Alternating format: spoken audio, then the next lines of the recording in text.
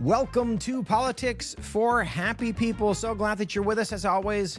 I'm Joseph Backholm, joined by Ashley Vaughan. Ashley, we're doing it again. Here we are. Here we are today on the program. Planned Parenthood being refunded. The Democratic Socialists of America are taking over America, or at least the Democratic Party, it seems. And there's a surprising relationship, surprising in my view, between the amount of money you don't make and the education that you have and how you vote. If that's confusing, stay tuned and we'll tell you all about it. But you do kind of want to know. But starting off, the refunding of Planned Parenthood. Ashley, is this a story that you knew about? Yes, I did. So what has happened is, defunding Planned Parenthood has been a hot button issue for people for a very long time. And in 2024, President Trump included a provision in the big, beautiful bill eliminating Medicaid funds to health care providers who also performed abortions. The provision ended Medicaid payments to abortion providers that received more than $800,000 from Medicaid in 2023. That basically caught three organizations: Planned Parenthood, the Health Imperatives in Massachusetts, and Maine Family Planning. Now, the bill originally called for abortion businesses to be defunded for 10 years, but this was amended, so it only applied for 1 year. The reason was the Senate's reconciliation rules. And now reconciliation bypasses the filibuster, needs only a simple majority, but a combination of the Byrd rule and a budget window limited how long the prohibition could run. So it lasted only 1 year, and now Planned Parenthood has been refunded. Ashley, how outraged are you by this? I am upset about this. Are you asking me to rank on a scale of 1 to 10? Well, sure, yeah. However you want to do that. I mean, I'll probably say, it's 7 to 8, Yeah. maybe. This matters. It does matter. We've talked about this before, but Trump gets mixed reviews on the issue of life.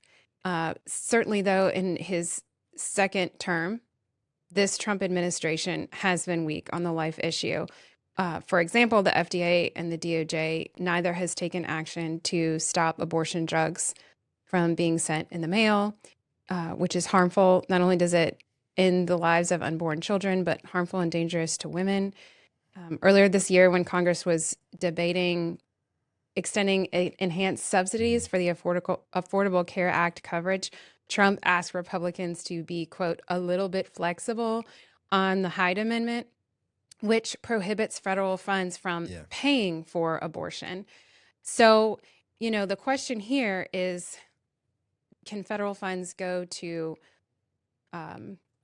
any entity that actually performs abortions, even though it can't directly pay for an abortion? And I would definitely argue that because of the volume of abortions performed by Planned Parenthood and the emphasis that the organization places on giving women, quote, access to abortion and their advocacy on this issue, it's impossible to segregate those tax dollars that are going to Planned Parenthood for other services from the dollars that are, if not directly, then indirectly supporting abortion. Yeah, the Trump administration's challenges on the life issue in the second administration are real. There's some procedural problems here, though, that I think this ran into, and I'm not. And the Byrd rule is basically something that reconciliation is a budget process, and the Byrd rule is essentially saying you can't do a bunch of policy changes in the reconciliation process that has to be budgetary. And so that was kind of that's the logic and the reason that people are saying, well, we wanted to do it for 10 years, but it violated our own rules to do it for 10 years in this way. The reason, the right way to do this is to actually just pass a bill through Congress that status that isn't just a budget bill, it's a policy bill that says we're not going to do this anymore. And the problem is we can't do that. And so they tried to do this in the reconciliation process, but the 10-year provision violated their own rules. And so you only did it for 1 year, and now you're back to funding Planned Parenthood again.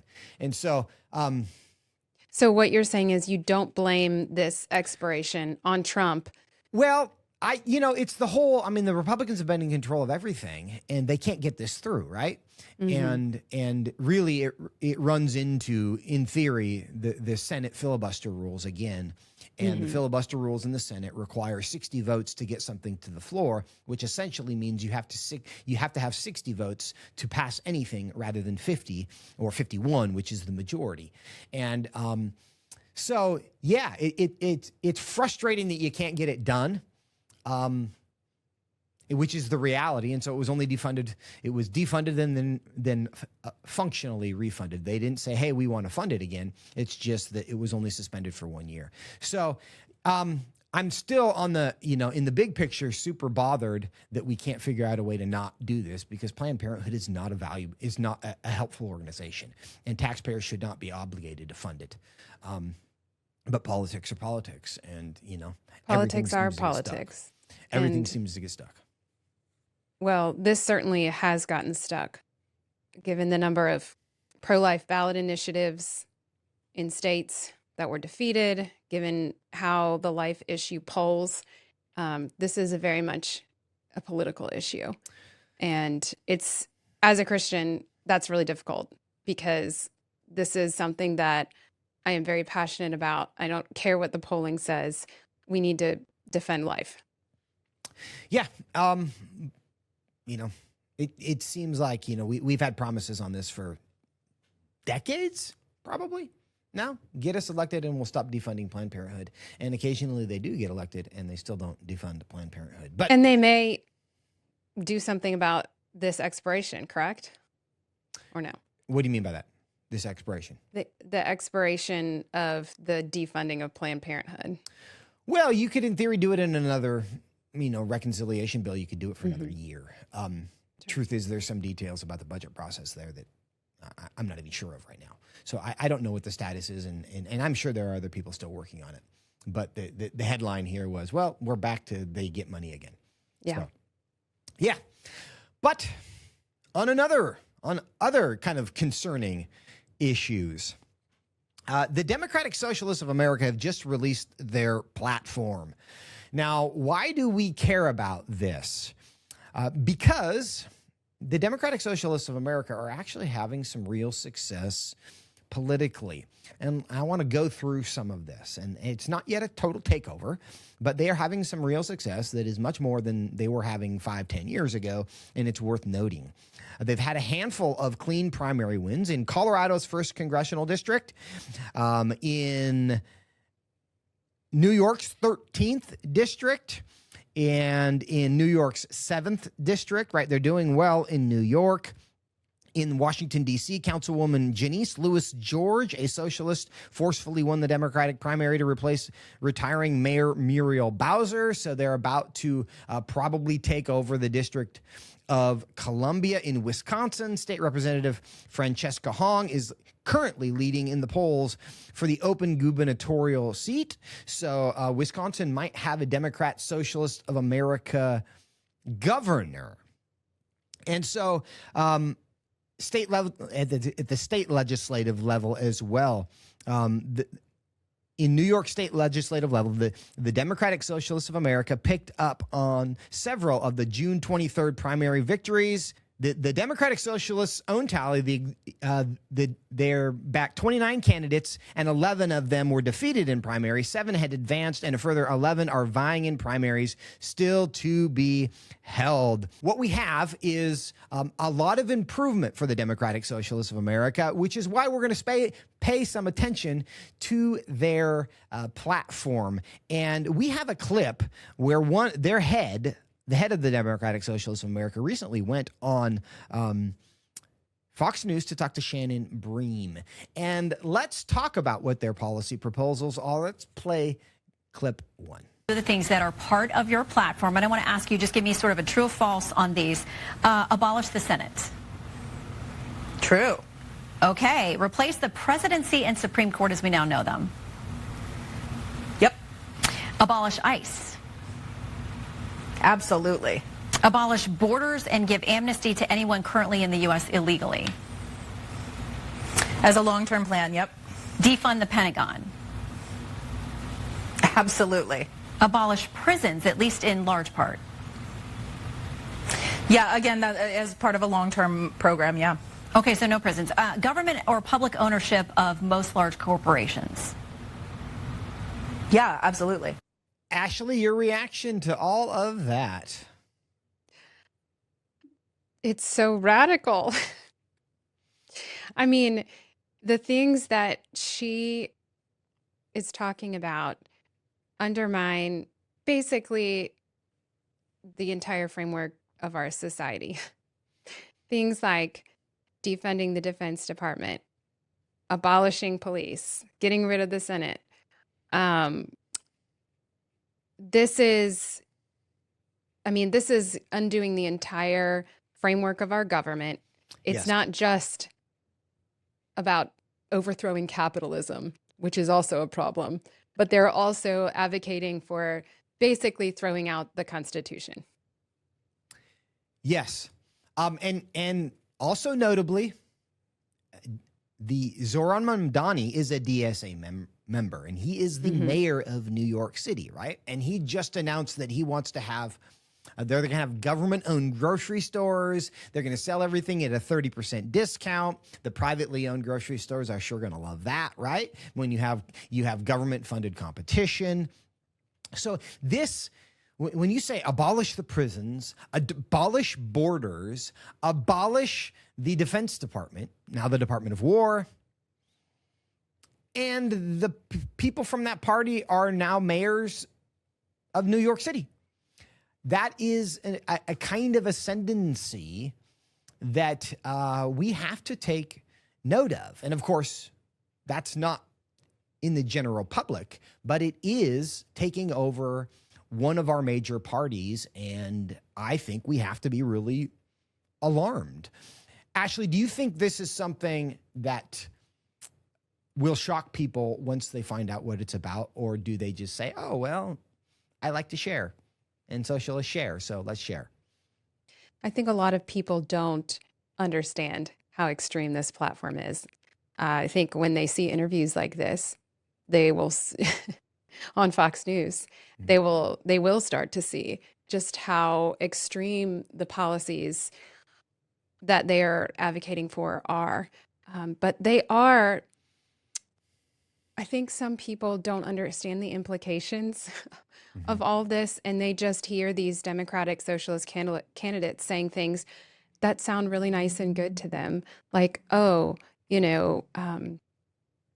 public grocery stores and affordable, healthy food for everyone, and universalized free childcare and things like that, that they think sound nice, things that they think in society you should have a guaranteed to you. And they're ready to jump on board because of kind of a general sentiment, I think, of discontent. I think young people and swaths of our society are simply discontent. And so they're latching on to this message of, do you feel discontent? Well, guess what? We have the answer. Let's just overthrow everything.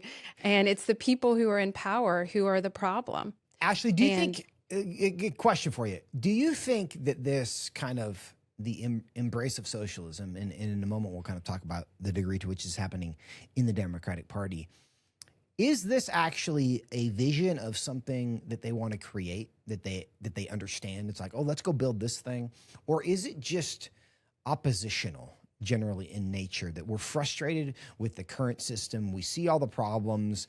We see power being exploited, and certainly it is. And we see the imperfections of the current environment. And so whatever it is that we can use to destroy that, we want to do because we're just mad about that thing. Are they sincere about their policy proposals? Do they actually think this will work? Yeah, I don't know. But at the same time, I do think it's clear that they are capitalizing on this sentiment of discontent amongst people, especially young people. And, they do call themselves the party of the working people.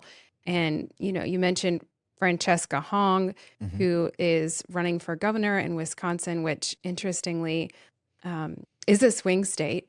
So, and she is up in the polls. So, I mean, it would be so interesting if a Democratic Socialist ended up as governor of a swing state. But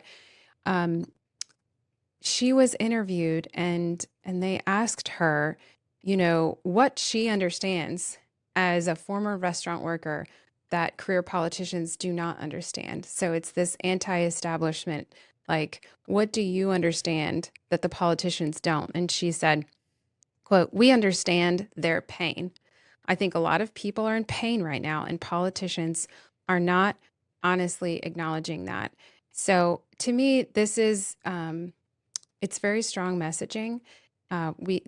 No one has solved your problem yet, but here we are, Democratic Socialists. We are going to come in, we're going to make something new, and we are going to solve your problem. And actually, even though a lot of these Democratic Socialists are running as Democrats, they're quite critical of the Democrats and the Democrat Party.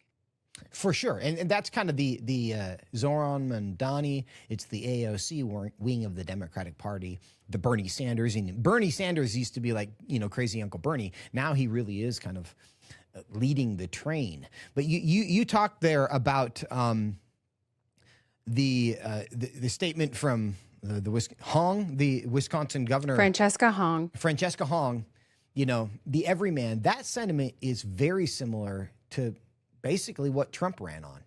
I know. It's kind of this populism. And the Trump coalition really is the everyman against the powerful people. And that's who Trump leveraged. And clearly, that's who the Democratic Socialists are also trying to leverage. They have, different approaches, of course, but the idea and very different policies. Correct. The opposite responses, different solutions to the problem. But there's a lot of people who recognize the sense that a lot of Americans are feeling left behind, and I want to represent you. And so I think in that way, the Democratic Socialists and Trump are leveraging the same emotions and sense of disenfranchisement from the American dream and saying, hey, I can solve this for you. Because clearly, a lot of, Trump has done some really good things but there's still a lot of people who feel like they're struggling, still feel like they're left behind. And there's probably a number of Trump voters who are like, well, that didn't work. I'm still struggling. So let's give the Democratic Socialists a try. I mean, and I don't know if that's actually true. I don't know how many like Trump to DSA voters there are, but my guess is there's going to be some. Yeah, I don't know. It's interesting though, because they are it's a little bit of like a hostile takeover. A national leader, a DSA national leader, Sarah Almasawi, said this: ultimately, the strategy of the DSA has been to primary mainstream Democrats. And we're going to continue to do that. We're going to take it over. We're done with this. They're not meeting the American people where they are. And that was as reported by the Wall Street Journal. So they really are capitalizing on this discontentment and this sentiment that the people in power are not serving you. Yeah. There's a lot of Democrats who are open to this. And we have another clip here where they were talking. CNN did some survey data and did some polling and found out just how people who identify as Democrats feel about socialism. Let's go ahead and play that. Winning Democratic primaries, candidates from the far left. And look at this here. Among Democrats, this is that Fox poll, a majority have a favorable view of socialism. Step outside the Democratic Party, it's a totally different world. Look at independence, socialism, deeply unpopular there. So for those who couldn't see the data, 52% of Democrats have a favorable view of socialism, 17% of non-Democrats. So that would be independents and Republicans. And clearly that's the thing the Democratic Socialists are leveraging within the Democratic Party, which is why they're starting to win some elections. Ashley, is this a trend that inevitably leads to the Democratic Socialists taking over the party?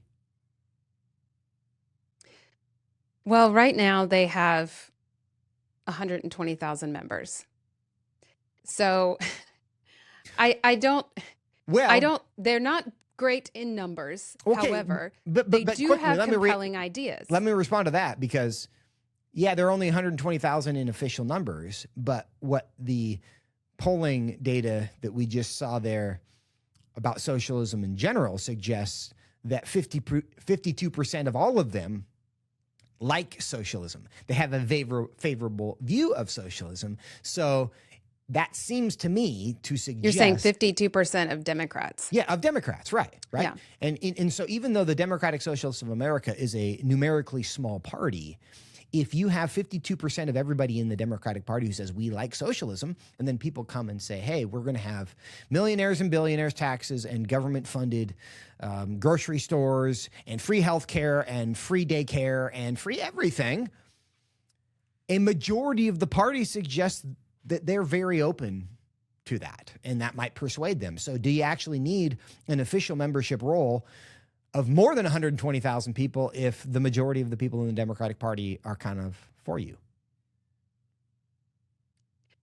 Well, both political parties, Republicans and Democrats, ultimately also have to appeal to moderates. And that's really going to be the problem. But the question here is taking over the Democratic Party. Can the Democratic Socialists take over the Democratic Party and end up running it on a socialist platform?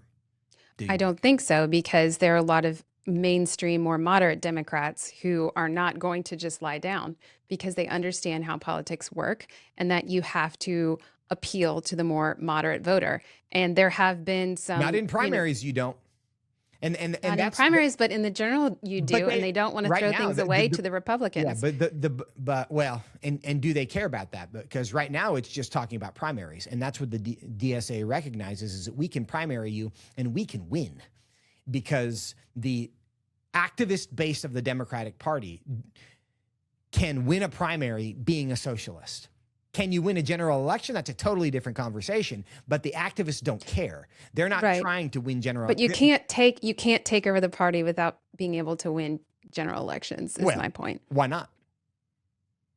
You can cause a whole lot of problems, but I don't think you, on a long-term basis, you can't take over the party. I think you can take over the party. I don't think you can win general elections right now. But and that's kind of the challenge. But how would you measure? Like, what do you mean by take over the party? They're in control of the party. They determine the party platform, the who the candidates are, where the money goes, and that is where I think you're having.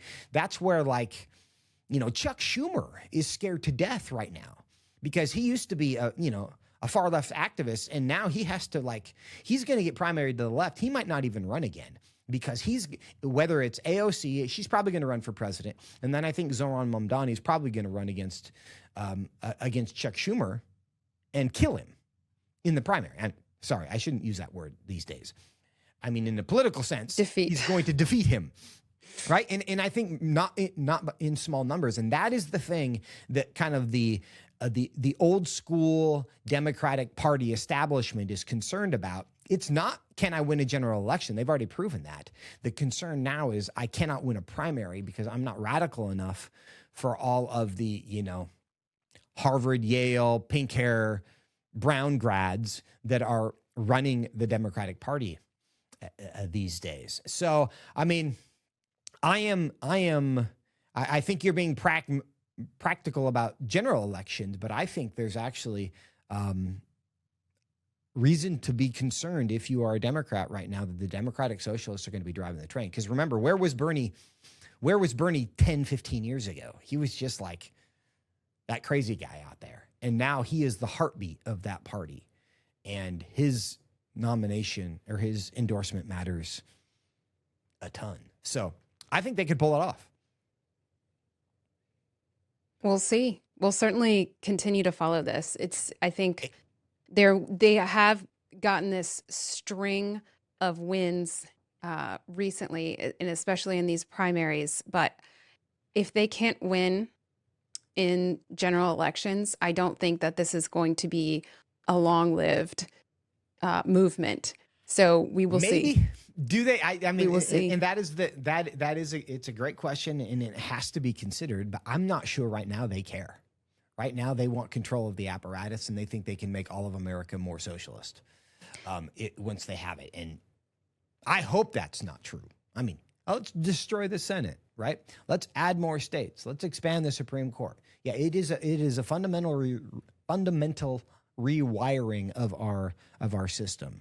But one other, I mean, this is a relevant data point that I think we need to consider in all of this is some research that we just saw from Silver Bulletin. Nate Silver, I think he does the actual research, but how income and education affect presidential voting. And I think this is relevant to our conversation that we're having right now about whether the Democratic Socialists of America are going to take over the Democratic Party and then maybe even win some elections. And this research tracked how you voted for president based on the amount of education that you have and how much money that you make. And historically in my lifetime, Ashley, it's always been that the Republicans were kind of the rich people and the Democrats were the working class people. That situation has very much been inverted. But when you layer education over this as well, it adds another element. Do you have an opinion? Maybe you've even seen the research already, but does education now today make you more likely to vote for Democrats or more likely to vote for Republicans? More education means you're more likely to vote Democrat, I believe. And that is true. And there's a bit of a chicken and egg question here maybe that we can ask is, I do think the education. Well, I think that was one of the biggest predictors in 2024 about whether you were going to be a Trump voter or not was your level of education. But there's this unique thing that has been discovered that the most likely demographic to vote for Democrats are people who have a lot of education and not very much money. 70% of people with a postgraduate degree who make between $30,000 and $60,000 a year, so that's not a lot of money, that is the most reliable voting demographic for the Democratic Party. And at the same time, the least likely are those who have a high school or less degree who make $60,000 and above. And in some cases, like $200,000 above. If you have only a high school degree and you make more than $200,000 a year, you are 60% likely to be voting for Republicans. But if you make less than $60,000 and have a graduate degree, you are 70% likely to be voting for Democrats. How do you interpret this, Ashley? A couple of things. The first is I can see, we just sort of talked about how the Democrat Socialists of America is sort of capitalizing on this sentiment of things aren't going well and a sense of discontent. And I can surely see why someone who has a great amount of education and potentially, debt from that education, who can't make a living, that can't get much of a job. Can't get a job, is struggling to make ends meet, how that person would feel discontent. I also think that it reminds me of sort of the philosopher versus the traveler kind of trope. The philosopher's up in the tower and kind of thinking, oh, how should things work? Whereas the traveler's actually down on the ground, going on the journey, doing the work, understands kind of the realities of life. Someone who